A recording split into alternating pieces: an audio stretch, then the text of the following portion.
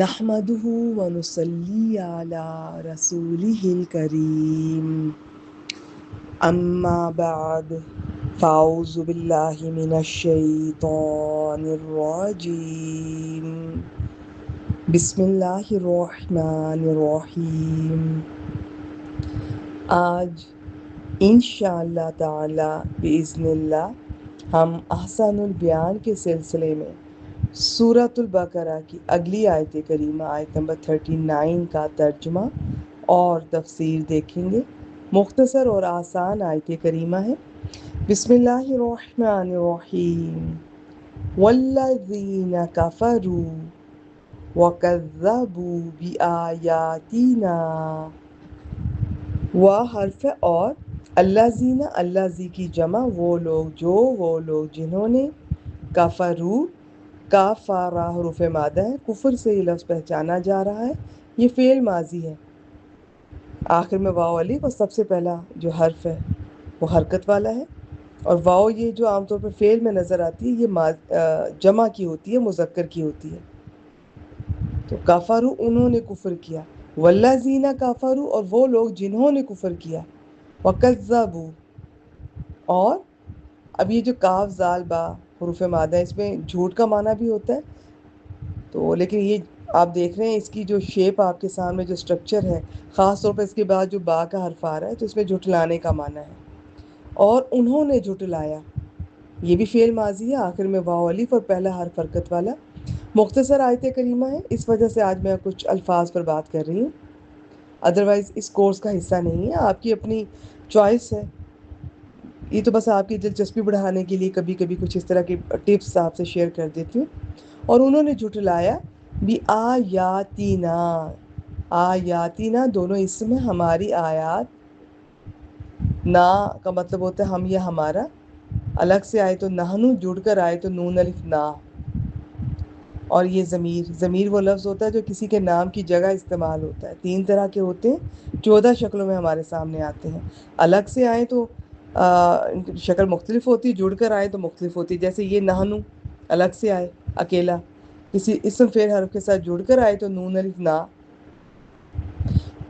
اور وہ لوگ جنہوں نے کفر کیا اور ہماری آیات کو جھٹلایا، اولئک اصحاب النار، اولئک کا اشارہ ہے دور کا، جمع کا، وہ سب، لیکن یہ ایک دوسرے کے معنی میں بھی استعمال ہو جاتے ہیں، پھر قریب کی چیز کے لیے دور کا اشارہ اس چیز کی تعظیم کے لیے، عظمت کے لیے، اہمیت اور فضیلت بڑھانے کے لیے آتا ہے، پھر پیچھے کسی کا ذکر ہوا ہے، کسی چیز کا، کسی بات کا، تو اس کے لیے دوبارہ اس کا ذکر کرنا ہے تو دور کا اشارہ آئے گا، لیکن ترجمہ ہم کریں گے یہی لوگ اصحاب النار، اصحاب صاحب کی جمع، النار آگ کو کہتے ہیں، یہ دونوں اسم ہیں، یہی لوگ آگ والے ہیں، ہم وہ سب، جمع مذکر غائب کی ضمیر ہے، وہ سب، فی حرف میں، ہا واحد مؤنث غائب کی ضمیر ہے، آگ کی طرف جا رہی ہے، وہ اس میں خالدون، خالد ہوتا ہے ہمیشہ رہنے والا، یہ اس کی جمع ہے، وہ اس میں ہمیشہ رہنے والے،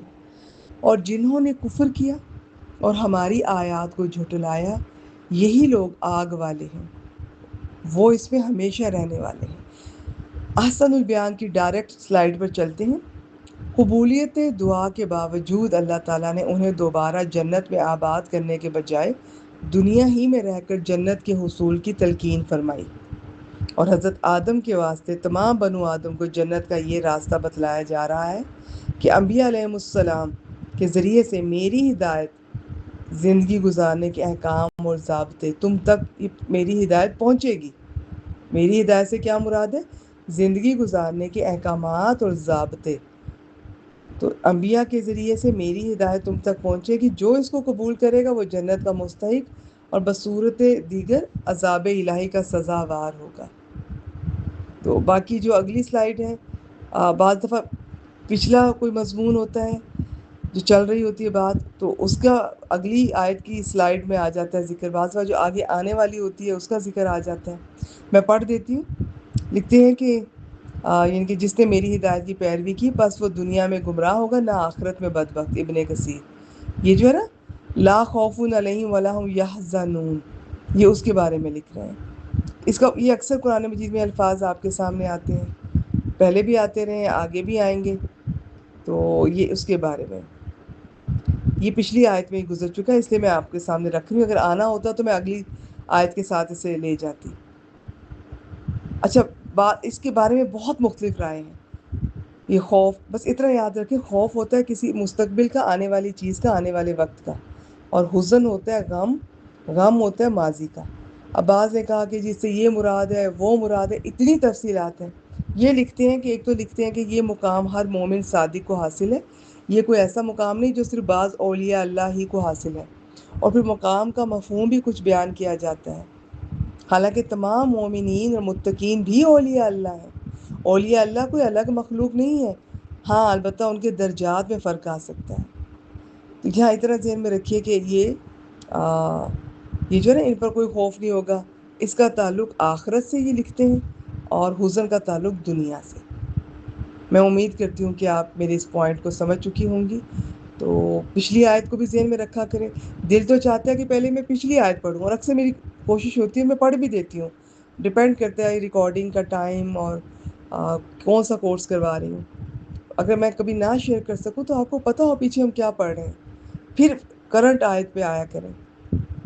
اور چلیے جی، آج کے لیے اتنا ہی. وآخر دعوانا الحمد للہ رب العالمین.